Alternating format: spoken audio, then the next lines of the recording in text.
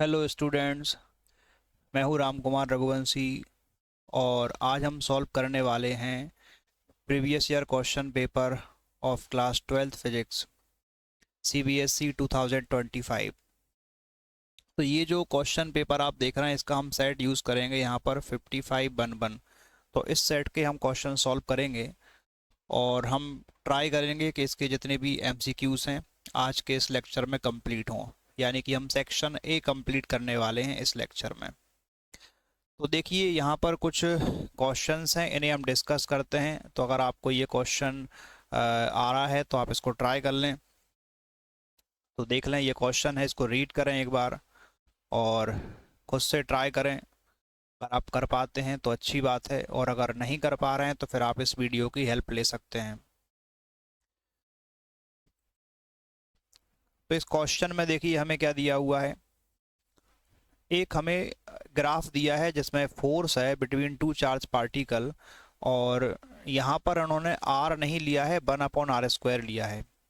इस क्वेश्चन को करने से पहले आपको बता देता हूँ मैं कि जैसे मान लीजिए कि हमारे पास टू चार्ज पार्टिकल हैं। एक चार्ज हम मानते हैं Q1, दूसरा चार्ज हम मान लेते हैं Q2, और दोनों के बीच का सेपरेशन R मान लेते हैं। तो दोनों के बीच में जो फोर्स लगता है उसका मैग्नीट्यूड इक्वल होता है हमारे पास KQ1 Q2/r² के। अब यहाँ पर देखिए दो बातें हैं। अगर हम देखें फोर्स R² के इनवर्सली प्रोपोर्शनल है। हम ऐसे बोल सकते हैं कि force is inversely proportional to R²। तो अगर R² के इनवर्सली प्रोपोर्शनल है, लेकिन हम यहाँ पर जब ग्राफ बनाएंगे तो एक ग्राफ ऐसा बनता है जिसमें यहाँ पर हम फोर्स लेते हैं, यहाँ पे हम R लेते हैं। तो उस केस में ये इनवर्सली प्रोपोर्शनल का ग्राफ कुछ ऐसा बनता है, ठीक है। लेकिन अभी हमने यहाँ पे R नहीं लिया है, 1/r² लिया है। तो अगर आप इसको एक साथ देखते हैं पूरी टर्म को, तो यहाँ पर 1/r² को एक सिंगल टर्म मानते हैं, तो फिर ये फोर्स इसके डायरेक्टली प्रोपोर्शनल हो जाता है। तो फोर्स, और यहाँ पर हम क्या ले रहे हैं 1/r²। तो 1/r² को as a single term use किया है, तो इस पूरी टर्म के ये डायरेक्टली प्रोपोर्शनल है, और डायरेक्टली प्रोपोर्शनल का ग्राफ कुछ ऐसा बनता है। चलिए इतनी बात समझ गए आप। तो फोर्स और 1/r² जो है इसका ग्राफ ये आप बना सकते हैं। तो आपको ग्राफ दिया हुआ है। किसी भी ग्राफ का जब आप स्लोप निकालते हैं तो स्लोप में हम कैसे निकालते हैं, इसमें स्लोप का कंसेप्ट यूज करना पड़ेगा क्वेश्चन सॉल्व करने के लिए। तो स्लोप का कंसेप्ट ये है कि जैसे ये जो एंगल होता है इसको अगर थीटा मान लिया जाए, तो आप इसका टेन थीटा निकालते हैं। इस टेन थीटा को हम क्या बोलते हैं, स्लोप। और टेन क्या होता है, परपेंडिकुलर अपॉन बेस। तो परपेंडिकुलर में यहाँ पर कौन है, फोर्स, और बेस में कौन है, 1/r²। तो अगर हम इसका स्लोप निकालते हैं तो स्लोप मिल जाएगा F/, फोर्स हो गया परपेंडिकुलर, और ये क्या हो जाएगा 1/r² बेस हो जाएगा। तो यहाँ पे रख देंगे 1/r²। तो ये आपको क्या मिल जाएगा बताइए, स्लोप मिल जाएगा, ठीक है। तो ये होता है slope, tan theta equal to F/r²। तो मैं स्लोप का कंसेप्ट यूज करने वाला हूँ। अब इस क्वेश्चन के अकॉर्डिंग हम समझें तो ये फोर्स, ये जो ग्राफ देख रहे हैं ये किसके लिए है, Q1 Q2 चार्ज पार्टिकल के लिए है। और नीचे वाला जो ग्राफ आप देख रहे हैं वो किसके लिए है, Q2 Q3 के लिए है। तो मैं दोनों का स्लोप निकाल लेता हूँ। अगर मैं इसका स्लोप निकालता हूँ तो इस फॉर्मूले से देखिए स्लोप कितना होता है। तो F/1/r² को हम स्लोप बोलते हैं। तो इस फॉर्मूले से आप स्लोप निकालिए। तो ये हमारे पास देखिए फॉर्मूले में F है, और 1/r² को हम इधर डिवाइड में ले जाएंगे तो ये हो जाएगा 1/r²। तो जब इसको इधर ले जाओगे तो यहाँ क्या बचेगा बताइए, तो यहाँ पर बचेगा हमारे पास KQ1 Q2। तो इस फॉर्मूले का यूज़ किया है मैंने। तो ये 1/r² को यहाँ डिवाइड में ले आएंगे तो यहाँ बचेगा KQ1 Q2। ये चाहो तो इसको ऐसे लिख दो, ज़्यादा जगह ले रहा है। तो 1/r², और आपको मैंने समझा दिया इसको हम क्या बोलते हैं, स्लोप। तो ये हमने स्लोप फाइंड कर लिया। स्लोप, स्लोप किसके बराबर है, KQ1 Q2 के। लेकिन इस ग्राफ का स्लोप अगर निकालें तो इसी तरीके से इस ग्राफ का भी स्लोप मिलेगा, और वो किसके बराबर हो जाएगा, के Q2 Q3 के इक्वल होगा। तो ये जो स्लोप है के Q1 Q2 ये आपके इस वाले ग्राफ का है, और के Q2 Q3 इस ग्राफ का स्लोप है। अब आप देख के बताइए किसका स्लोप ग्रेटर है। तो यहाँ पर हमें क्लियर दिख रहा है कि ये जो एंगल है इसमें ज़्यादा एंगल बनेगा और इसमें एंगल कम बनेगा, तो इसका स्लोप ज़्यादा आएगा। अब इसका स्लोप अगर ग्रेटर है तो हम ये बोल सकते हैं कि स्लोप के Q1 Q2 ग्रेटर होगा कौन से वाले स्लोप से, के Q2 Q3 से। ठीक है, तो इसका स्लोप और इसका स्लोप, तो ये वाला स्लोप ग्रेटर है, तो के Q1 Q2 का जो स्लोप आएगा वो ग्रेटर होगा के Q2 Q3 से। ऐसा है तो के से के कैंसिल हो जाएगा, Q2 से Q2 कैंसिल हो जाएगा, और हमें ये पता चल जाएगा कि यहाँ पर Q1 की मैग्नीट्यूड जो है वो ज़्यादा है Q3 से। मुझे सिर्फ मैग्नीट्यूड से मतलब है, तो ये कन्फर्म हो गया है कि Q1 का मैग्नीट्यूड ग्रेटर होगा Q3 से। और क्वेश्चन में पहले से ही लिखा है कि Q2 is positive and least in magnitude, यानी तीनों में देखा जाए तो Q2 का मैग्नीट्यूड सबसे कम है। चलिए, Q2 का जो मैग्नीट्यूड है वो सबसे कम है। अब Q2 का सबसे कम है तो Q2 से ज़्यादा मैग्नीट्यूड किसका है, Q3 का है, और Q3 से ज़्यादा मैग्नीट्यूड किसका है, Q1 का है। तो इसको देख के आप समझ सकते हैं कि Q1 का मैग्नीट्यूड सबसे ज़्यादा है, Q3 का उससे कम है, और Q2 का सबसे कम है। तो आप ऑप्शन देखें कौन सा मैच कर रहा है। तो इस Q2 सबसे कम है, उससे ज़्यादा Q3, उससे ज़्यादा Q1। तो ऑप्शन ए हमारा राइट आंसर हो जाएगा। तो इसमें हमें क्या करना था आपको समझ में आ गया होगा, स्लोप का कंसेप्ट यूज़ किया है मैंने। ये फॉर्मूला होता है, इस फॉर्मूले से देखेंगे परपेंडिकुलर अपॉन बेस, तो मैं 1/r² को यहाँ डिवाइड में रख दूंगा तो आपको स्लोप मिल जाएगा। स्लोप मिलेगा के Q1 Q2, तो के Q1 Q2 इस वाले ग्राफ का स्लोप है और के Q2 Q3 इस ग्राफ का स्लोप है। मैंने दोनों के स्लोप को कंपेयर किया तो मुझे पता चला कि ये वाला स्लोप जो है वो ज़्यादा है, तो मैंने ग्रेटर कर दिया। तो यहाँ से Q1 की वैल्यू ग्रेटर आएगी Q3 से, और Q2 लीस्ट है, सबसे छोटा है, तो हमारा ऑप्शन ए हो जाएगा। चलिए इसको आगे बढ़ाते हैं। अब आप देखिए जो सेकंड क्वेश्चन है, यहाँ पर दिया है कि टू वायर हैं P and Q are made of the same material. तो एक काम करते हैं, एक वायर हम P की बात कर लेते हैं और दूसरा जो वायर है वो हमारे पास है Q। दोनों का मटेरियल सेम है, तो मतलब उनकी डेंसिटी सॉरी जो रजिस्टिविटी है उसे हम सेम मान लेंगे, दोनों का मटेरियल सेम है। Wire Q has the twice and diameter, तो वायर Q का जो डायमीटर है वो कितना है, ट्वाइस है, और जो लेंथ है वो हाफ है P के डायमीटर का। अच्छा एक काम करते हैं, तो P का जो डायमीटर है उसको D मान लेते हैं, P की लेंथ को L मान लेते हैं, और P का रेजिस्टेंस R मान लेते हैं। तो क्वेश्चन ये बोल रहा है कि डायमीटर क्या है, ट्वाइस, तो ट्वाइस मतलब इसको मान लो 2D, तो इसका डायमीटर D डैश मान लो, तो ये इसके डायमीटर का डबल है, और लेंथ कितना है, हाफ, तो इसकी लेंथ को एक काम करते हैं L डैश मान लेते हैं, तो उसकी लेंथ का हाफ है, तो ये L/2 हो जाएगा। रेजिस्टेंस आपको P का R दिया है, तो आपको Q का रेजिस्टेंस फाइंड करना है। इसके रेजिस्टेंस को R डैश मान लेता हूँ, तो ये मुझे फाइंड करना है। इसके दो तरीके हैं, आप कैलकुलेशन करके निकाल सकते हैं या डायरेक्ट आप ट्रिक से भी कर सकते हैं। देखिए हमें रेजिस्टेंस का फॉर्मूला याद है, रेजिस्टेंस का फॉर्मूला होता है ρL/A। ठीक है, रेजिस्टेंस का फॉर्मूला क्या होता है, ρL/A, और इसी फॉर्मूले में हम ऐसे भी लिख सकते हैं कि ρL, और जो एरिया ऑफ क्रॉस सेक्शन का फॉर्मूला अगर लगा दें तो वो क्या होता है, π/4d²।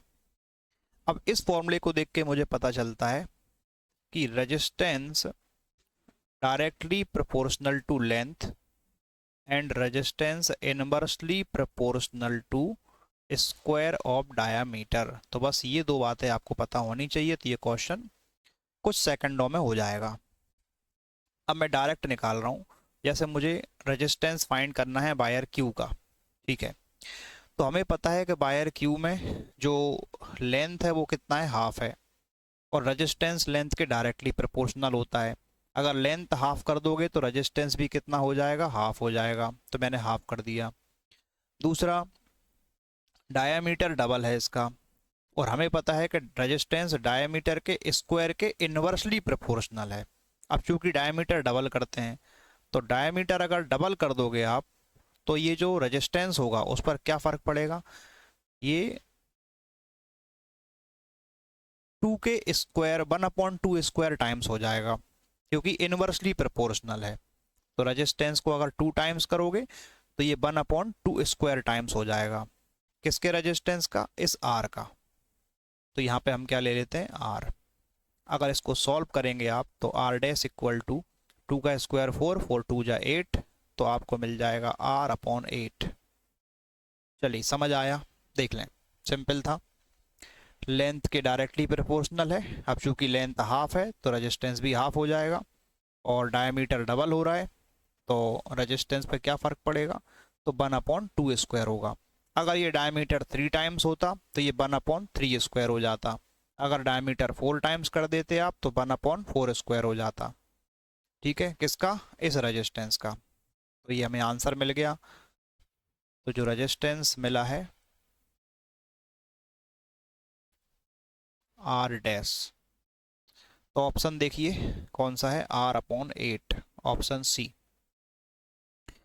इसको आगे बढ़ाते हैं और एक और क्वेश्चन देखते हैं, क्वेश्चन नंबर 3। थर्ड क्वेश्चन आपसे बोल रहा है कि 1 centimetre segment of a wire lying along x axis carries a current of 0.5 ampere along positive x direction। तो आपको एक तरीके से क्या दिया है, ये लेंथ ऑफ दी वायर दिया हुआ है, और ये आपको दिया है उसमें करंट। तो कोई भी करंट कैरिंग वायर जिसको कहाँ रखा है, मैग्नेटिक फील्ड में रखा हुआ है। तो जब किसी करंट कैरिंग वायर को मैग्नेटिक फील्ड में रखते हैं तो उस पर एक फोर्स लग जाता है। आपको फोर्स की वैल्यू फाइंड करनी है, तो हमें इसका फॉर्मूला याद होना चाहिए। तो जब कोई करंट कैरिंग वायर को मैग्नेटिक फील्ड के अंदर रखते हैं तो उसका फॉर्मूला क्या होता है, तो हमें क्या करना है, उसका फॉर्मूला याद कर लेना है। तो फॉर्मूला होता है IBL साइन थीटा। इसको वेक्टर फॉर्म में अगर लिखें तो I को बाहर कर देंगे और ये हो जाएगा आपका L vector cross B vector. ये वेक्टर फॉर्म होता है। बाकी मैग्नीट्यूड देखना होता है तो L क्रॉस B को LB साइन थीटा लिख सकते हैं, तो ये हो जाता है IBL साइन थीटा। बट हमें वेक्टर में क्वेश्चन दिया है तो हम वेक्टर में सॉल्व करेंगे। अच्छा देखिए, तो एक काम करते हैं, यहाँ पे वैल्यू रख के सॉल्व कर लेते हैं, सिंपल क्वेश्चन है, आपको फोर्स मिल जाएगा। तो करंट की वैल्यू कितना है, 0.5, तो यहाँ पे रखेंगे हम 0.5। चलो इधर सॉल्व कर देते हैं इसको, यहाँ करते हैं सॉल्व।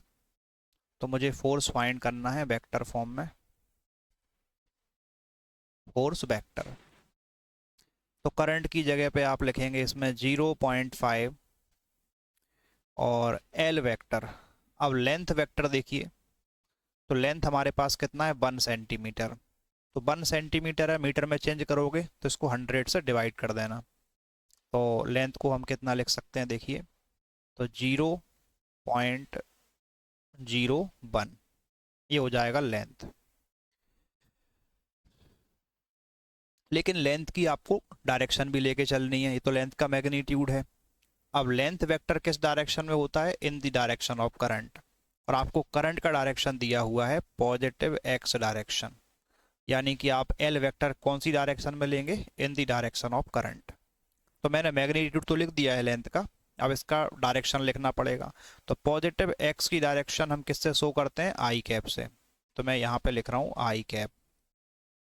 चलिए अब आई कैप, इसका हम क्या करने वाले हैं, क्रॉस किससे करेंगे, मैग्नेटिक फील्ड से, तो वो आपको क्वेश्चन में दिया हुआ है। तो यहाँ पे रख लेते हैं, देखो मैग्नेटिक फील्ड को ब्रैकेट में रख लेता हूँ मैं। तो हमें दिया था इसमें 0.4। अच्छा ये मिली टेस्ला है, तो अगर मैं मिली को कॉमन लेके बाहर कर दूं तो ठीक रहेगा। तो मिली को मैं बाहर कर दूंगा, और ये देखिए जे कैप प्लस, और ये आपको दिया है 0.6 के कैप। और मिली जो है बाहर कर दिया, तो मिली का मतलब होता है 10⁻³ इसको हमने बाहर कर दिया है। तो क्वेश्चन समझ आया। ये हमने रख दिया है करंट, ये लेंथ, और इसका डायरेक्शन आई कैप से डिनोट किया है, और ये बी वेक्टर रख दिया, मिली को मैंने बाहर कर दिया, मिली मीन्स 10⁻³ इसे हम सॉल्व कर लेंगे। तो उससे पहले आप ये देख लो कि आई कैप का क्रॉस करना पड़ेगा आपको जे कैप के साथ, और आई कैप का क्रॉस करना पड़ेगा हमें के कैप के साथ। वेक्टर का क्रॉस कैसे करते हैं देखिए, तो आपके पास जैसे एक आई कैप, एक है जे कैप, और एक हमारे पास है के कैप। तो हम इस डायरेक्शन में चलते हैं, आई से जे, जे से के, और के से आई, यानी कि क्लॉकवाइज डायरेक्शन। तो आपके आंसर पॉजिटिव आते हैं। जैसे आई क्रॉस जे करना हो तो आंसर प्लस का के कैप आएगा, जे क्रॉस के करोगे तो प्लस का आई कैप आएगा, और के क्रॉस आई करेंगे तो आंसर प्लस का जे कैप आता है। लेकिन अगर आप रिवर्स चलते हैं, जैसे आई क्रॉस के करते हैं, फिर आंसर माइनस का जे कैप होता है, के क्रॉस जे करने से आंसर माइनस आई कैप आता है, और जे क्रॉस आई करते हैं तो आंसर माइनस का के कैप आता है। तो क्लॉकवाइज चलोगे तो आंसर पॉजिटिव आएंगे, एंटी क्लॉकवाइज में नेगेटिव आते हैं। तो बस ठीक है, कर देते हैं इसको। अब आप देखिए, तो 10⁻³ बाहर है, और इसको सॉल्व कर लेते हैं। तो देखिए इसमें क्या है, पॉइंट के बाद में 2 डिजिट यहाँ पर हैं और 1 यहाँ पर है, तो हो गई पॉइंट के बाद में 3 डिजिट्स। इसको हम एक काम करते हैं, 10⁻³ लिख देते हैं, तो 5 बाहर हो जाएगा, ये 10⁻³ और ये भी 10⁻³, तो साथ में लिखें तो 10⁻6 हो जाएगा। और चलो 5 का मल्टीप्लाई बाद में कर लेंगे, पहले आई कैप का क्रॉस करवाते हैं। तो आई कैप का जब क्रॉस करेंगे आप, पहले तो 0.4 लिख लो, और आई क्रॉस जे, तो आपको पता है कि जब आई क्रॉस जे करते हैं तो आंसर प्लस का के कैप आता है, यहाँ पर हम लिख देंगे प्लस का के कैप। लेकिन जब आई का क्रॉस आप करने जा रहे हैं किससे, के कैप के साथ, देखिए आई का क्रॉस के से करेंगे तो हमें चलना पड़ेगा एंटी क्लॉकवाइज, तो आंसर आपका माइनस का जे कैप आएगा। तो यहाँ पे हम लिख लेंगे माइनस, और मैग्नीट्यूड तो वही है 0.6, लेकिन यहाँ पर आंसर में क्या लिखेंगे, जे कैप। ये तो मैंने लगा ही दिया उधर। अब एक काम करो, ये जो 5 है इसको अंदर मल्टीप्लाई कर दो, तो 5 का 4 में करेंगे तो 20, और पॉइंट लगाओगे तो 2.0, यानी कि आपको मिल जाएगा 2 के कैप माइनस, फिर 5 का आप करेंगे यहाँ पर 30, तो 3.0 यानी कि 3 जे कैप। और 10⁻⁻6 को माइक्रो लिखा जा सकता है, तो ये माइक्रो लिख दें, और फोर्स की यूनिट क्या होती है, न्यूटन, तो न्यूटन लगा दें। लेकिन हम जे कैप वाली टर्म को पहले लिखते हैं, तो माइनस का 3 जे कैप को पहले लिखो, और 2 के कैप को बाद में लिखें, तो आपको मिल जाएगा माइक्रो न्यूटन का फोर्स। वेक्टर फॉर्म में है तो ये हमने फोर्स फाइंड कर लिया। अब आप चेक कर लें इसमें कौन सा ऑप्शन हो रहा है, तो आप देखेंगे -3 जे कैप चाहिए, तो यहाँ तो मिलेगा नहीं, और -3 जे कैप और प्लस का 2 कैप माइक्रो न्यूटन, तो इससे आपको फोर्स मिल जाएगा। तो देखिए इसमें आपको क्या करना पड़ा, सिंपल एक फॉर्मूला है, force equal to I L cross B, vector form में, तो इस फोर्स के फॉर्मूले का यूज़ किया। वेक्टर का क्रॉस आपको आना चाहिए, क्रॉस मैंने बता दिया। क्लॉकवाइज अगर ले रहे हैं आप तो पॉजिटिव आते हैं, एंटी क्लॉकवाइज में नेगेटिव आते हैं। चलिए ठीक है, तो आगे बढ़ते हैं और अगला क्वेश्चन देखते हैं। अब आप ये देखिए कि एक और क्वेश्चन हमें दिया हुआ है, इसको सॉल्व कर लेते हैं। इसमें लिखा है कि कॉइल हैज़ 100 टर्न्स, तो यानी कि नंबर ऑफ टर्न्स आपको दिए हैं 100, एरिया दे रखा है, चलो एरिया को ए मान लेते हैं, तो एरिया कितना है 0.05 मीटर स्क्वायर का एरिया। टोटल रेजिस्टेंस यानी कि आर मान लेते हैं, तो रेजिस्टेंस हमारे पास है 1.5 ohm. It is inserted at an instant in the magnetic field of 90 milli tesla, यानी कि मैग्नेटिक फील्ड हमें दिया हुआ है 90 मिली टेस्ला, मिली मतलब 10⁻³ tesla, with its axis parallel to the field, यानी कि हमने इसको इंसर्ट किया है the charge induce in the coil at that instant is, तो आपको इसमें चार्ज इंड्यूस फाइंड करना है। चार्ज इंड्यूस फाइंड कैसे करें, तो एक काम करते हैं, आप फैराडे के लॉ को याद करें। तो शुरुआत करेंगे फैराडे के लॉ से, और मैं सिर्फ मैग्नीट्यूड देख रहा हूँ, माइनस साइन की बात नहीं करूँगा। तो फैराडे का लॉ क्या होता है कि EMF इक्वल टू d∅dt, और EMF मतलब पोटेंशियल डिफरेंस, तो ओम्स लॉ अगर लगा दें तो V इक्वल टू IR होता है। तो E को भी हम क्या लिख सकते हैं, IR, और ये क्या चल रहा है देखो, d∅dt। अब यहाँ पर करंट आप जानते हैं क्या होता है, dq/dt करंट होता है, R को रहने दो, और ये क्या है आपका d∅dt। तो dt कैंसिल हो जाएगा, और मुझे dq चार्ज फाइंड करना है, तो R को नीचे भेज दो। तो dq इक्वल टू कितना होता है, d∅/r। तो एक फॉर्मूला मिल गया कि चार्ज अगर फाइंड करना हो तो मैग्नेटिक फ्लक्स को रेजिस्टेंस से डिवाइड कर दो, तो आपको चार्ज मिल जाएगा। तो बस ठीक है, यही करते हैं। तो हमें चार्ज फाइंड करना है, तो हम क्या करेंगे, मैग्नेटिक फ्लक्स निकालेंगे और उसको रेजिस्टेंस से डिवाइड कर देंगे।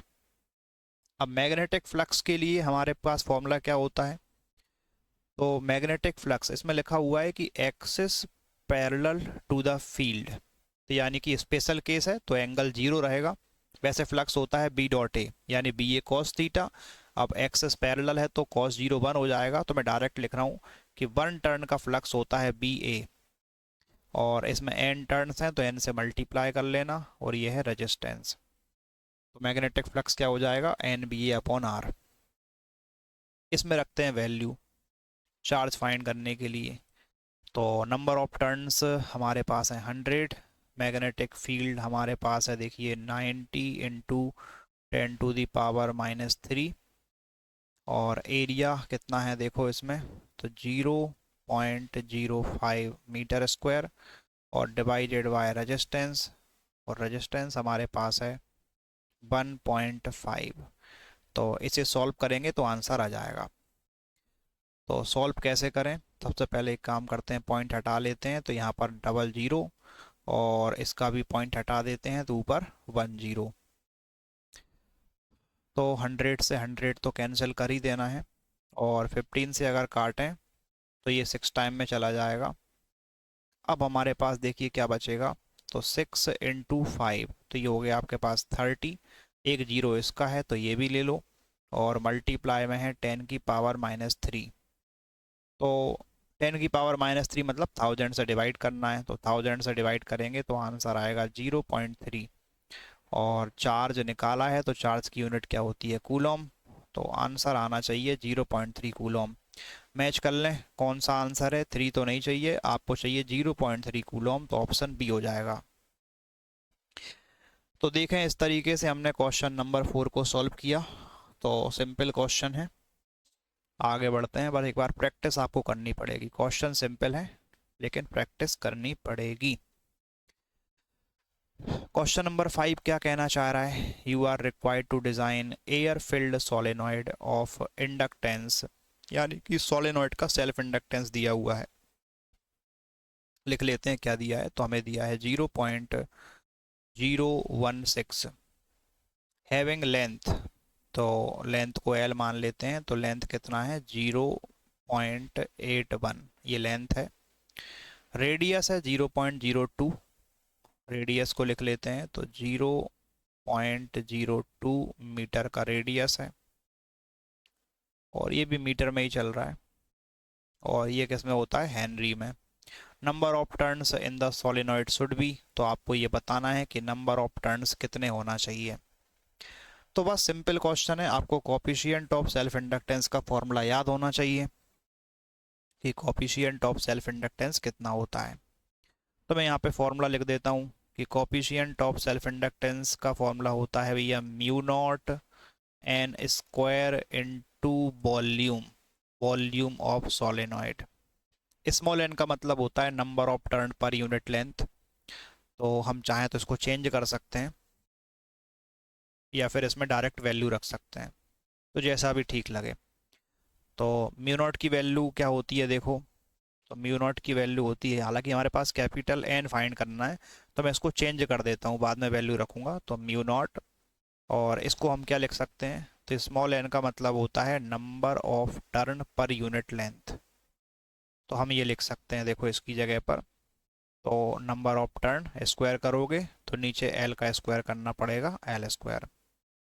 वॉल्यूम का जो फॉर्मूला होता है वो होता है area into length. Cylinder solenoid का वॉल्यूम कैसे निकालेंगे, area of cross section multiply by length. अब एरिया ऑफ क्रॉस सेक्शन के लिए हम क्या करेंगे, यहाँ पे लगा देंगे pi r square, pi r square area और मल्टीप्लाई बाय लेंथ। तो लेंथ से स्क्वायर तो काट सकते हैं अपन, अब जो बचेगा उसमें हम वैल्यू रख देते हैं। या फिर एक काम करो, वैल्यू बाद में रखना, पहले हम इसको आपको उधर भेज देते हैं क्योंकि हमें एन फाइंड करना है। तो इन सबको उधर भेज दो। तो देखिए एल तो पहले से ही है, और ये जो एल है वो ऊपर पहुंच जाएगा, तो ये हो जाएगा, और बाकी सब डिवाइड में आ जाएंगे। तो ये जो म्यू नॉट है वो डिवाइड में आ जाएगा, और पाई आर स्क्वायर इसको भी हम डिवाइड में भेज देते हैं, तो पाई आर स्क्वायर, और यहाँ क्या बचेगा, एन स्क्वायर, ये आ जाएगा एन स्क्वायर, क्योंकि हमें एन फाइंड करना है। तो मैंने एल को उधर भेज दिया, म्यू नॉट डिवाइड में चला गया, और ये पाई आर स्क्वायर भी डिवाइड में आ गया है। इसको सॉल्व कर लेते हैं। जैसे कि आपको फाइंड करना है एन, अभी एन स्क्वायर को चलने दो, अब रखो वैल्यू। तो एल की जगह पे लिखेंगे हम 0.016 मल्टीप्लाई बाय लेंथ। लेंथ कितना है, 0.81, और इसके डिवाइड में चल रहा है अपना म्यू नॉट। म्यू नॉट की वैल्यू क्या होती है, म्यू नॉट की वैल्यू होती है 4 पाई इंटू 10⁻⁻⁷, और पाई को तो पाई रहने दो, अभी बाद में देखेंगे, और रेडियस का स्क्वायर। तो रेडियस है हमारे पास 0.02, स्क्वायर है तो दो बार लिखा जाएगा, 0.02। इस तरीके से वैल्यू रख दी। अब इसको सॉल्व कर लो। सॉल्व कैसे करें, तो एक काम करते हैं, पॉइंट रिमूव करते हैं। देखो तो यहाँ पर कितने पॉइंट हैं, दो, पॉइंट के बाद में 2 डिजिट हैं और इसमें 3 हैं। तो मैं यहाँ लिख देता हूँ 1 2 3 4 5, 3 इसके लिए, 2 इसके लिए, 5 जीरो लगा दी। यहाँ भी देखो 2 और 2 4, यानी कि हम 4 जीरो ऊपर लगा देंगे। तो ऐसा करने से देखिए ये 4 जीरो और इसकी 4 जीरो कैंसिल हो जाएंगी। इतना काम तो हुआ। बाकी कुछ सिंप्लीफाई कर लेते हैं। तो अगर हम देखो 4 से सिंप्लीफाई करें तो 16 को काट दो 4 टाइम में, 2 से काटेंगे तो ये 2 टाइम में, और इसको भी 2 से कैंसिल करेंगे तो ये 2 टाइम में, और सॉरी 2 से काटा तो 2, और 2 से ये काटेंगे तो 1 टाइम में, सॉरी। तो यहाँ पर ये सब कैंसिल होकर 1 आ गया है। अब क्या बचा, ये है नीचे 10⁻⁻⁷ और ये 10। तो इन्हें अगर सॉल्व करें तो 10⁻⁻⁶, और ऊपर भेजेंगे तो +6।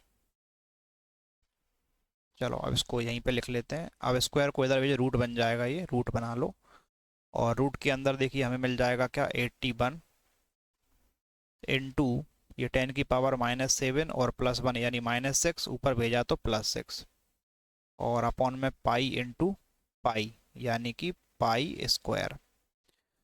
तो 81 का रूट हो जाएगा 9, और 10⁻⁶ है, इसको 10⁻³ का होल स्क्वायर लिख सकते हैं, स्क्वायर से रूट कट जाएगा, तो 10⁻³ बाहर हो जाएगी यहाँ से, और इसमें पाई स्क्वायर था तो पाई बाहर हो जाएगा। अब एक काम करना, ये 10⁻³ यानी कि 9000, और पाई का मतलब होता है 3.14, इससे इसको डिवाइड कर लेना। तो जब इससे आप डिवाइड करेंगे इसको, तो आपका अप्रोक्स आंसर आ जाएगा 2866, इसके आसपास आंसर आएगा, तो जो कि हमारा ऑप्शन नंबर बी हो जाएगा।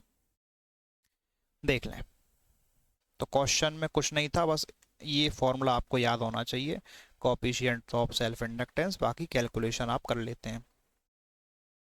12th क्लास के बच्चे हैं, कैलकुलेशन तो आपको आता ही है।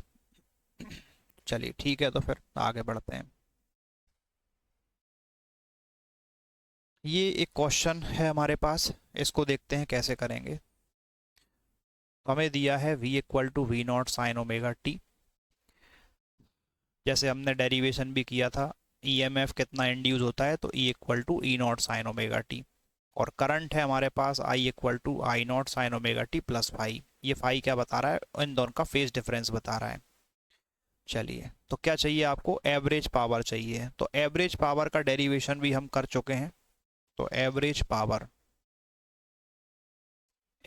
पावर का फॉर्मूला लगा देते हैं। देखो, तो हमने पढ़ा था एवरेज पावर का फॉर्मूला होता है V R M S I R M S cos phi. ये फॉर्मूला होता है एवरेज पावर का। अब आरएमएस वैल्यू की अगर बात करें तो आरएमएस वैल्यू कैसे निकालते हैं कि पीक वैल्यू को डिवाइड कर देते हैं √2 से, तो आरएमएस वैल्यू मिल जाती है। जैसे करंट की पीक वैल्यू होती है आई नॉट, उसे डिवाइड कर देना है √2 से, तो आपको आरएमएस वैल्यू मिल जाएगी। अब यहाँ पर अगर देखें तो ये हो जाएगा आपका आई नॉट इंटू वी नॉट, और √2 इंटू √2 करने पर कितना आ जाएगा 2, और ये हमारे पास है कॉस फाई। तो इसे हम क्या बोलेंगे, देखिए एवरेज पावर। तो एवरेज पावर का फॉर्मूला आएगा वी नॉट आई नॉट लिखो, या I naught V naught upon 2 into cos phi. तो देख लें कौन सा आंसर है, I naught V naught upon 2 cos phi, option number D. तो इस तरीके से, ये तो सिंपल क्वेश्चन है, जरा में हो गया है। चलो और आगे बढ़ते हैं, इसके बारे में बात कर लेते हैं। क्वेश्चन रीड आप कर लें, बाकी मैं देखो आपको बता देता हूँ कैसे करना है इसमें। ये आपको एनर्जी वर्सेस वेवलेंथ एक ग्राफ दिया हुआ है, क्योंकि हमें पता होना चाहिए कि जो भी हमारे पास इलेक्ट्रोमैग्नेटिक वेव है उसकी एनर्जी का फॉर्मूला होता है energy equal to H F. H होता है प्लांक्स कांस्टेंट, और एनर्जी का एक फॉर्मूला और होता है जो होता है आपका एच सी वाई लेमडा। क्योंकि फ्रिक्वेंसी को सी वाई लेमडा लिख सकते हैं, तो एच सी वाई लेमडा। अब कहानी ये है कि अगर इस फॉर्मूले के अकॉर्डिंग देखें तो जो एनर्जी ऑफ इलेक्ट्रोमैग्नेटिक वेव है वो इनवर्सली प्रोपोर्शनल होता है वेवलेंथ के। वेवलेंथ के इनवर्सली प्रोपोर्शनल होता है। तो जैसे जैसे ये वेवलेंथ बढ़ेगा एनर्जी कम होती जाती है। आप देख भी रहे हैं ग्राफ में कि ये एनर्जी कम होती जाएगी जैसे जैसे वेवलेंथ की वैल्यू बढ़ेगी। चलो ठीक है। अब इसमें आपको कुछ पॉइंट दे रखे हैं, देखो 3 पॉइंट। जो क्वेश्चन में बोला है वही सीक्वेंस आपको देखना है। तो हमें क्या देखना है, पहले P फिर Q और फिर R। तो 3 पॉइंट आपको लेने हैं, इसके अकॉर्डिंग नहीं लेना है कि PR Q, नहीं, कैसे लेना है PQR। तो एक पॉइंट है P, दूसरा पॉइंट है Q, और फिर है हमारे पास R। आपको बताना है कि इन तीनों में सीक्वेंस वाइज आपको देखना है तो कौन सी इलेक्ट्रोमैग्नेटिक वेव को ये रिप्रेजेंट कर सकते हैं 3 पॉइंट। अब किस में से देखना है, तो आपके पास 3 ऑप्शन है। देखो, एक एक्सरे, एक माइक्रोवेव और एक अल्ट्रावायलेट रेडिएशन। तो एनर्जी के अकॉर्डिंग हम एक काम करते हैं, इनको अरेंज कर लेते हैं। तो आपको पता होना चाहिए कि एक्सरे की एनर्जी सबसे ज़्यादा होती है। तो मैं यहाँ पे लिख देता हूँ कि जो एक्सरे हैं, एक्सरे की एनर्जी सबसे ज़्यादा होती है, और अल्ट्रावायलेट की एनर्जी एक्सरे से कम रहती है। तो यहाँ पे अपन क्या लिख देंगे, यूवी रेडिएशन। यूवी रेडिएशन की एनर्जी एक्सरे से कम है, और माइक्रोवेव की एनर्जी इन तीनों में सबसे कम है। माइक्रोवेव की एनर्जी इन तीनों में सबसे कम है।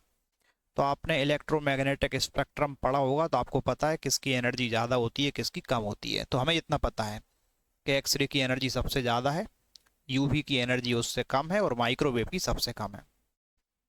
अगर मैं देखूं तो पी पॉइंट आपको बता रहा है ऐसी रेडिएशन जिसकी एनर्जी सबसे ज़्यादा हो। तो सबसे ज़्यादा किसकी एनर्जी है, देखो इन तीनों में एक्सरे की। तो पी पॉइंट किसके बारे में बता रहा है, एक्सरे। तो पी पॉइंट बताएगा एक्सरे के बारे में। चलो ठीक है, इसी सीक्वेंस में लेना है। देखो, तो पहले P फिर Q और फिर R। तो P की जगह पे हम क्या रख देंगे, एक्सरे। फिर क्यू देखना है। क्यू मतलब वो पॉइंट है जिसकी एनर्जी सबसे कम है। तो ऐसी रेडिएशन जिसकी एनर्जी सबसे कम है तो किसकी है, माइक्रोवेव की। तो क्यू हमें क्या बता रहा है, माइक्रोवेव। तो माइक्रोवेव के बारे में बता रहा है। और आर मतलब ऐसा पॉइंट जिसकी एनर्जी इन दोनों के बीच में है, मतलब पी से कम है और क्यू से ज़्यादा है। तो ये कौन सी रेडिएशन है, यूवी। तो आर पॉइंट हमें बता रहा है यूवी रेडिएशन के बारे में, यूवी रेडिएशन। तो इस सीक्वेंस में हमें देखना था पी क्यू आर में। तो क्या सीक्वेंस मिल रहा है, पहले एक्स रे, फिर माइक्रोवेव और फिर यूवी रेडिएशन। तो कौन सा ऑप्शन है, X ray microwave UV radiation, यानी कि ऑप्शन ए। तो ये चीज़ आपको पता होनी चाहिए, तभी आप ये क्वेश्चन कर पाएंगे। तो इसलिए कहते हैं कि आपको थ्योरी की पूरी नॉलेज तो होना ही चाहिए, ये उसके बाद ही ये काम हो पाता है। और अगर आपके पास इतनी नॉलेज नहीं है थ्योरी की, तो आप अपने नोट्स वगैरह बुक्स सामने रखें और जो टॉपिक का क्वेश्चन आ रहा है उसको देखते चलें। अब जैसे देखिए ये क्वेश्चन है कि beaker is filled with water. तो एक बीकर वाटर से फिल है। तो मान लेते हैं कि हमारे पास देखो ये कोई भी बीकर है और इसमें पानी भरा हुआ है ऊपर तक। और इसमें क्या है कि coin is placed at its bottom. तो बॉटम पे एक कॉइन डाल दिया इन्होंने। चलिए, बॉटम पर कॉइन डाला हुआ है। The depth of the coin, अच्छा हाइट कितनी है, एच है वाटर की। तो पूरी जो हाइट है वो कितना हो जाएगा, एच हो जाएगा। इसको बोलेंगे अपन रियल डेप्थ। एच यहाँ पे क्या होगा, रियल।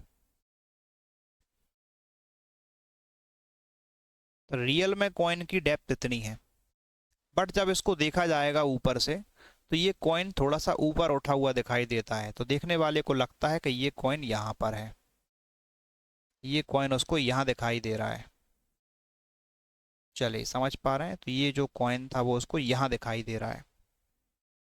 तो ये क्या बन रहा है, उसकी इमेज बन रही है। तो कॉइन यहाँ पर दिखाई दे रहा है। तो ये वाटर सरफेस से जो हाइट है इसको हम क्या बोलेंगे, एपरेंट डेप्थ बोलेंगे। इसको मैं एच डैश मान लेता हूँ।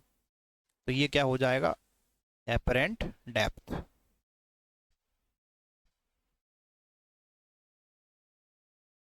ये हो जाएगी एपरेंट डेप्थ। दो बातें समझ में आ गई, एक रियल डेप्थ होती है और एक जो एपरेंट डेप्थ होती है। और जो रिफ्रैक्टिव इंडेक्स होता है इस वाटर का एयर के रेस्पेक्ट में, तो वो रिफ्रैक्टिव इंडेक्स का फॉर्मूला हमें पता है। रिफ्रैक्टिव इंडेक्स को म्यू से या फिर एन से डिनोट करते हैं। तो एक काम करता हूँ, एन से कर देता हूँ। तो जो रिफ्रैक्टिव इंडेक्स है उसका फॉर्मूला होता है real depth upon apparent depth. ये फॉर्मूला होता है देखिए।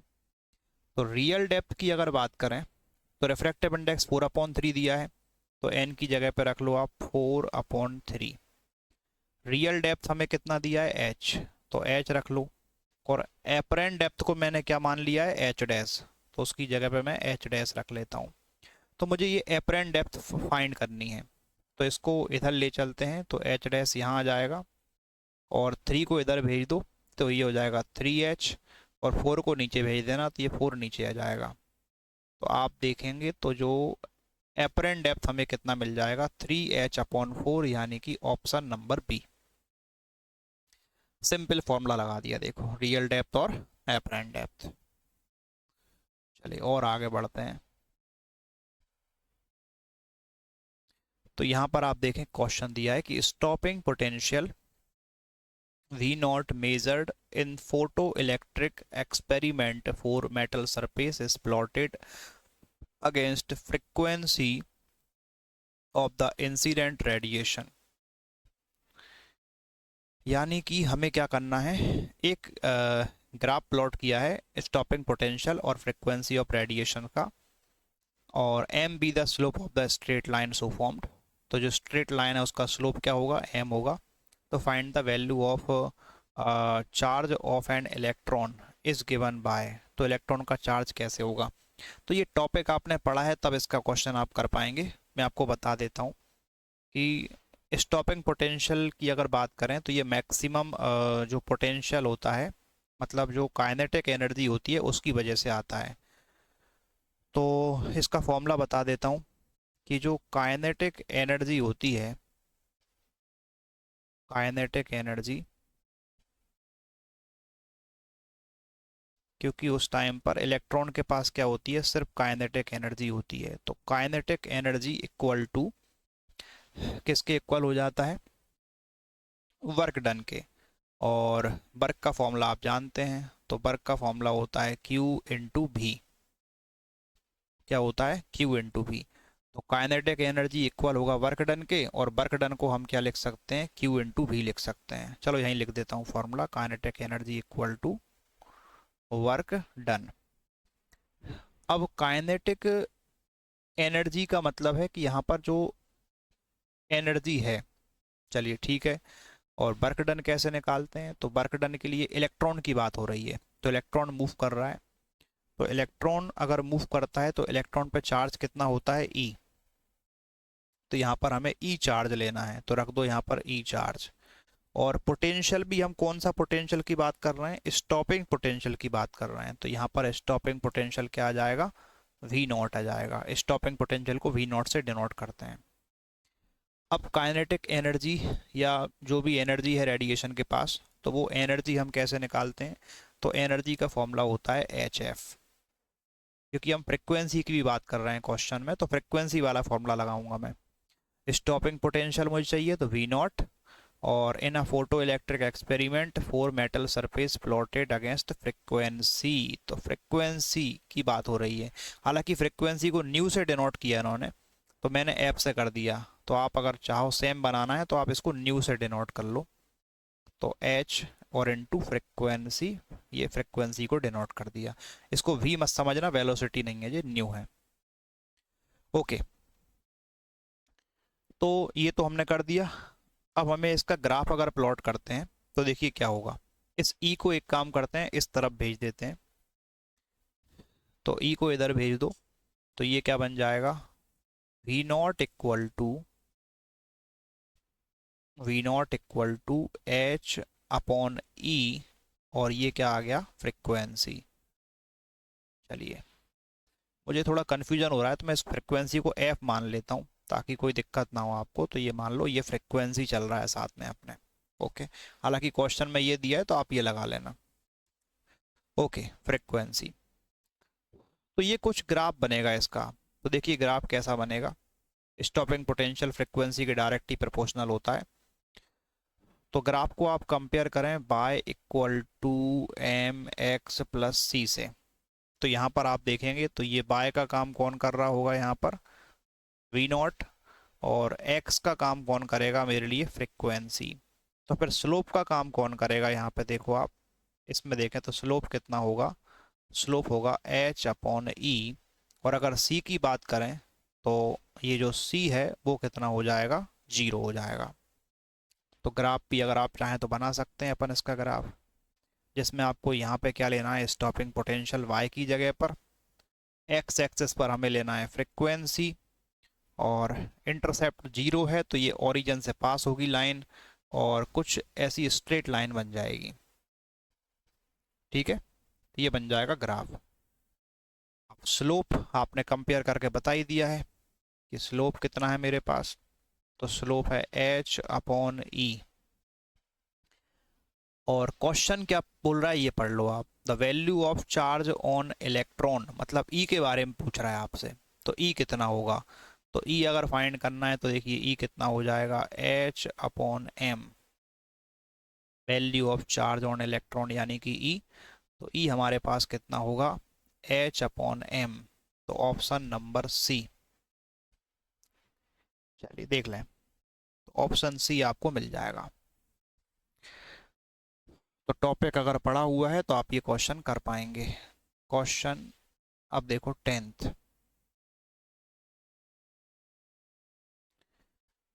क्वेश्चन में अगर हम देखें तो हमें क्या देखना है कि ये कुछ आपको दे रखे हैं wavelength, wavelength of electron, wavelength of proton और वेवलेंथ ऑफ ड्यूटेरॉन, तीनों की वेवलेंथ आपको दे रखी है और तीनों की स्पीड आपको सेम दी है, all moving with the same speed. तो the correct relation between them, तो रिलेशन कौन सा सही होगा। तो एक काम करते हैं, वेवलेंथ का फॉर्मूला यूज कर लेते हैं। वेवलेंथ का फॉर्मूला होता है h/p, सबको आता है ये फॉर्मूला। वेवलेंथ का फॉर्मूला होता है h/p। अब p क्या होता है, मोमेंटम, यानी कि मास इनटू वेलोसिटी। अगर आप देखें तो h प्लैंक्स कांस्टेंट है और क्वेश्चन ये बोल रहा है कि वेलोसिटी इज सेम। तो स्पीड अगर सेम रहेगी तो यानी कि v सेम रहेगा, v कांस्टेंट है तीनों केस में, तो ये h/v हमारे लिए कांस्टेंट हो जाएगा। तो अगर h/v हमारे लिए क्या हो गया है, h/v कांस्टेंट, अगर ऐसा है तो wavelength is inversely proportional to mass. इस केस में देखें तो वेवलेंथ मास के इनवर्सली प्रोपोर्शनल होती है। तो अगर मास ज़्यादा होगा तो वेवलेंथ कम हो जाएगी, मास कम होगा तो वेवलेंथ ज़्यादा हो जाएगी। अगर हम इस क्वेश्चन में देखें तो सबसे कम मास किसका होता है, इलेक्ट्रॉन का।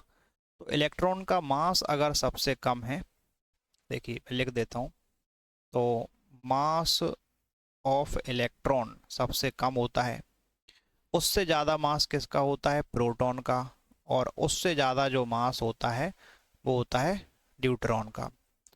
ये मास का सीक्वेंस है। तो मास के अकॉर्डिंग एनर्जी देख लेते हैं, मतलब वेवलेंथ देख लेते हैं। तो इलेक्ट्रॉन का मास सबसे कम है तो इलेक्ट्रॉन की जो वेवलेंथ है वो सबसे ज़्यादा होनी चाहिए। फिर इससे ज़्यादा मास किसका होता है, प्रोटॉन का। तो उसके बाद प्रोटॉन की आपको मिल जाएगी वेवलेंथ। और सबसे ज़्यादा जो मास होता है वो किसका होता है, ड्यूटेरॉन का। तो ड्यूट्रॉन की वेवलेंथ आपको ये मिलेगी, यानी सबसे कम वेवलेंथ किसकी, जिसका मास सबसे ज़्यादा है। तो ये सीक्वेंस होना चाहिए। चलो मैच कर लेते हैं। तो वेवलेंथ ऑफ, चलो पहले वाले में क्या दिया हुआ है, इसकी वेवलेंथ सबसे ज़्यादा बता रहे हैं तो ये तो हो नहीं सकता। फिर इसमें बोल रहे हैं कि इलेक्ट्रॉन की वेवलेंथ ज़्यादा है, फिर प्रोटॉन की है और फिर ड्यूट्रॉन की है। तो ऑप्शन नंबर बी हो जाएगा हमारे लिए। चलिए, तो 10th क्वेश्चन भी हमने सॉल्व कर लिया।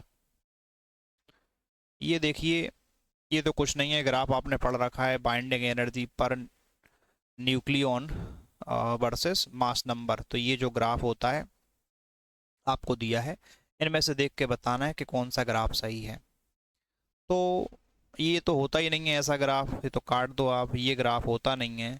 ये थोड़ा सा लग रहा है, लेकिन ये देखो आप, इसमें ये एकदम स्ट्रेट चल रहा है, तो ऐसा नहीं होता है, तो फिर ये भी नहीं होगा। हमें पता है कि ये डिक्रीज करता है यहाँ भी और इधर भी डिक्रीज करता है, तो हमारा आंसर हो जाएगा ऑप्शन ए। तो बस ग्राफ देख के लगाना था हमें, इसमें कुछ नहीं है। ये भी आपने देखो पढ़ रखा है, PN junction diode forward wise में क्या होता है।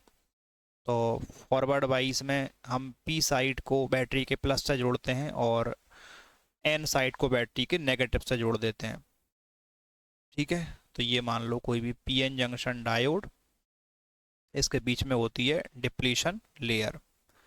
तो ये होती है पी साइड और ये होता है एन साइड। और हम क्या करते हैं, इसके कनेक्शन कुछ ऐसे कर लेते हैं बैटरी के। चलिए, तो पी साइड को प्लस से जोड़ देते हैं, एन साइड को माइनस से जोड़ते हैं। इसको हम क्या बोलते हैं, फॉरवर्ड वाइज। और फॉरवर्ड वाइज में अगर हम देखें तो जैसे आप पोटेंशियल डिफरेंस को इंक्रीज करते हैं तो जो ये होता है डिप्लीशन लेयर, क्या होता है, डिप्लीशन लेयर। तो पोटेंशियल डिफरेंस अगर आप इंक्रीज करते हैं तो width of the depletion layer कम होने लगता है। ठीक है, क्या होने लगता है, कम होने लगता है। तो इसमें लिखा है कि barrier height and depletion layer width both increase.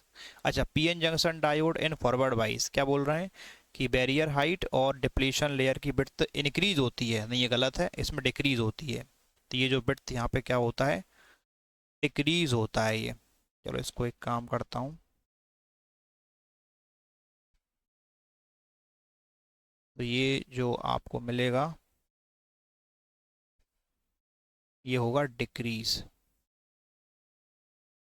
Decrease होना चाहिए।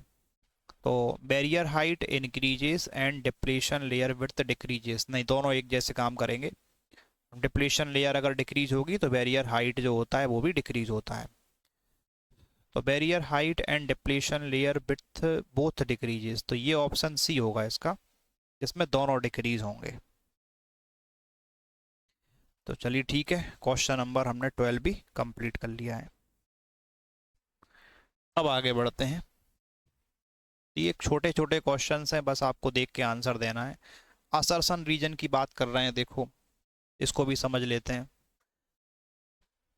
इसमें लिखा है it is difficult to move a magnet into a coil of large number of turns when circuit of the coil is close. तो कुछ ऐसा मान लो कि हमारे पास एक कॉइल है, लार्ज नंबर ऑफ टर्न्स हैं इसमें, और इसका जो सर्किट है उसको हम क्या करते हैं, क्लोज करते हैं। कोई बैटरी नहीं लगाना है, बस क्लोज कर देना है, ठीक है। चाहो तो आप इसमें एक स्विच लगा लो। चलिए स्विच को क्या कर देना है, क्लोज कर देना है, circuit is close. Circuit close है। अब हम इसके अंदर एक मैग्नेट को इंसर्ट करना चाहते हैं, तो मान लो हम एक मैग्नेट को लेकर आते हैं, और ये इसका नॉर्थ है और ये इस मैग्नेट का साउथ है, और हम चाहते हैं कि ये मैग्नेट इसके अंदर इंसर्ट करना है, कॉइल के अंदर, यानी कि इस तरफ क्या हो रहा है, मोशन। तो हमें ये पहले से ही पता है कि जैसे ये मैग्नेट इसके पास आता है तो यहाँ मैग्नेटिक फ्लक्स चेंज होता है, और फैराडे के लॉ के अकॉर्डिंग यहाँ पर एक ईएमएफ इंड्यूस होता है, और लेंस लॉ आपको ये बताता है कि वो इंड्यूस ईएमएफ अपने ही कॉज को अपोज करता है। तो मैग्नेट के पास आने की वजह से यहाँ पर ईएमएफ इंड्यूस हुआ है, तो ये उसको पास आने से रोकना चाहेगा, और रोकने के लिए ये जो इंड्यूस करंट है वो क्या करेगा, यहाँ पर एक नॉर्थ पोल लगा देगा और इस तरफ साउथ पोल बना लेगा, क्योंकि क्लोज सर्किट में करंट फ्लो हो सकता है। तो इंड्यूस करंट जैसे ही फ्लो होगा तो वो क्या करेगा, नॉर्थ बना देगा, और नॉर्थ नॉट रिपेल होते हैं, तो ये इसको अंदर जाने से रोकने की कोशिश करेगा। तो इसलिए डिफ़िकल्ट होता है। देखो it is difficult to move a magnet into a coil. क्यों डिफ़िकल्ट हो रहा है, क्योंकि जैसे आप नॉर्थ अंदर ले जा रहे हैं तो उसने नॉर्थ बना दिया, अगर साउथ लाते तो ये अपना साउथ बना लेता, तो ये रिपेल होने लगता। तो difficult to move magnet into a coil of large number of turns when the circuit of the coil is closed. तो ये बात सही है, असर्शन तो सही है। रीजन चेक कर लो, direction of the induce current in the coil with its circuit close due to motion of magnet is such that it oppose the cause. तो मतलब लेंस लॉ की बात कर रहा है, तो ये दोनों सही है, असर्शन रीजन। तो इसका होना चाहिए both assertion and reason are true, और reason is the correct explanation of A. तो हमारा आंसर हो जाएगा ए। तो असर्शन और रीजन दोनों इसके सही हैं। ये क्वेश्चन हुआ कंप्लीट, क्वेश्चन नंबर 13। अब देखो 14th क्वेश्चन। 14th क्वेश्चन क्या बोल रहा है आपसे कि the deflection in galvanometer is directly proportional to the current passing through it. ठीक है, तो मतलब जो डिफ्लेक्शन होगा वो करंट के डायरेक्टली प्रोपोर्शनल होता है। तो हाँ बिल्कुल होता है। तो जो भी डिफ्लेक्शन आएगा वो करंट के डायरेक्टली प्रोपोर्शनल होता है।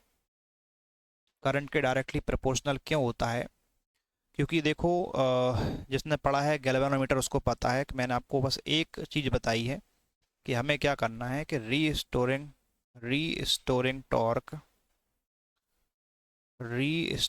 टॉर्क हमें इक्वल करना होता है अप्लाइड टॉर्क के। रीस्टोरिंग टॉर्क का फॉर्मूला होता है के फाई, और अप्लाइड टॉर्क होता है आपके पास N I A B sine theta. ठीक है, क्या होता है, N I A B sine theta. तो इस फॉर्मूले से अगर हम देखें तो जो डिफ्लेक्शन आता है उसका फॉर्मूला बन जाता है N I A B sine theta upon K. Actual में ये है, बट हमें पता है कि यहाँ पर हम ऐसी व्यवस्था करते हैं कि रेडियल फील्ड आपको मिल जाए, और कॉइल किसी भी एंगल पे आप रोटेट करते रहो, लेकिन उसका जो मैग्नेटिक फील्ड है और कॉइल का जो प्लेन है वो पैरेलल में होते हैं। तो अगर कॉइल मैग्नेटिक फील्ड के पैरेलल में रहेगा तो एरिया वेक्टर परपेंडिकुलर रहेगा सभी एंगलों पे। तो यहाँ पर हम देखें तो हमेशा जो एंगल बनेगा वो कितना बनेगा, 90 डिग्री बनेगा। और इसके बनने का कारण क्या होता है, रेडियल फील्ड जो हमने बना रखी है।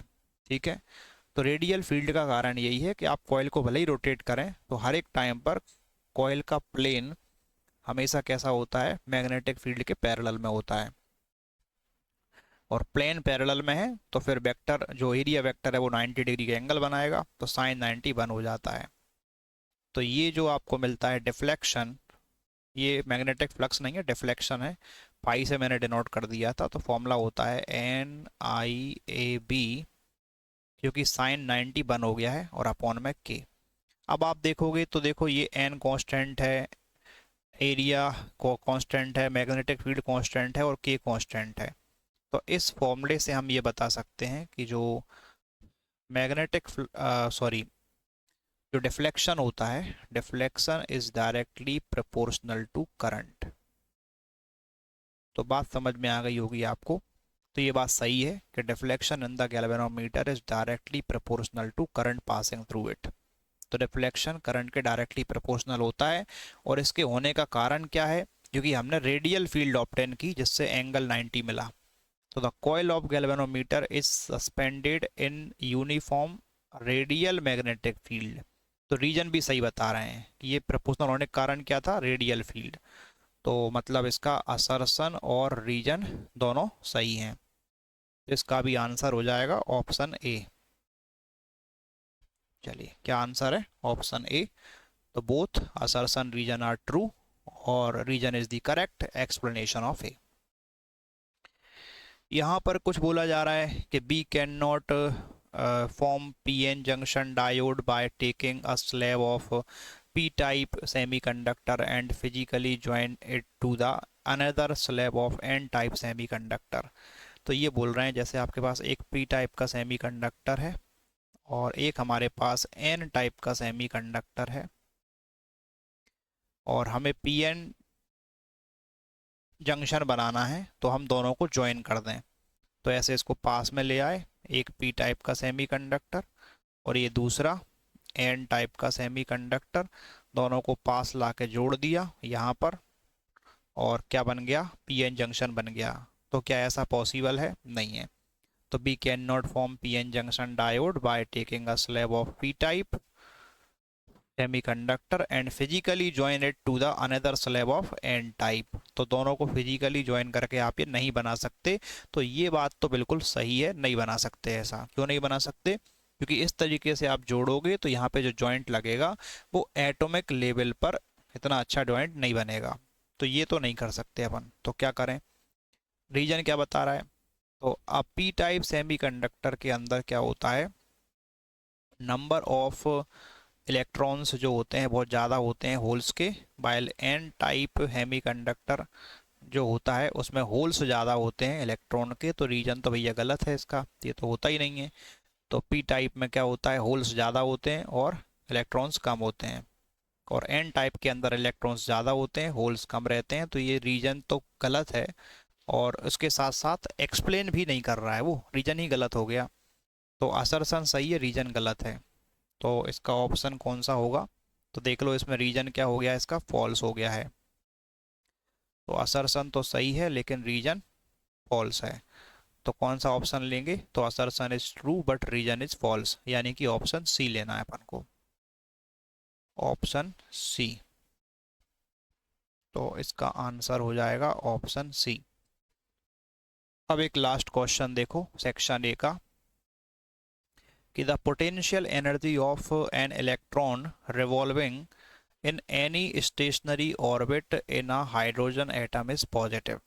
तो क्या बोलना चाह रहा है कि जो पोटेंशियल एनर्जी होती है इलेक्ट्रॉन की जब वो रिवॉल्व करता है हाइड्रोजन एटम के किसी भी ऑर्बिट में, जैसे ये देखो हाइड्रोजन एटम, इसका न्यूक्लियस मान लेते हैं अपन, ये इसका न्यूक्लियस है, और कोई इलेक्ट्रॉन जैसे इसकी फर्स्ट ऑर्बिट में या सेकंड ऑर्बिट में, किसी भी ऑर्बिट में जब रिवॉल्व होता है तो उसका पोटेंशियल एनर्जी कैसा आता है, पॉजिटिव आता है। तो ये चीज़ तो गलत है, ठीक है, क्योंकि हाइड्रोजन का जो न्यूक्लियस है उसका एटॉमिक नंबर जेड, तो उस पर जेड यूनिट का पॉजिटिव चार्ज होता है, और इलेक्ट्रॉन कहीं भी घूमे तो उस पर चार्ज होता है, माइनस का चार्ज होता है।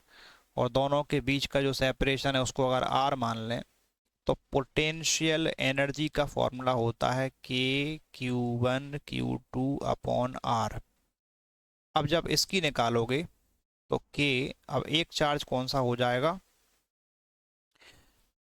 एक चार्ज होगा न्यूक्लियस पर Ze जो कि पॉजिटिव होता है, और इलेक्ट्रॉन का चार्ज होता है माइनस का E। तो K Q1 Q2, क्योंकि ये वाला चार्ज आएगा पॉजिटिव,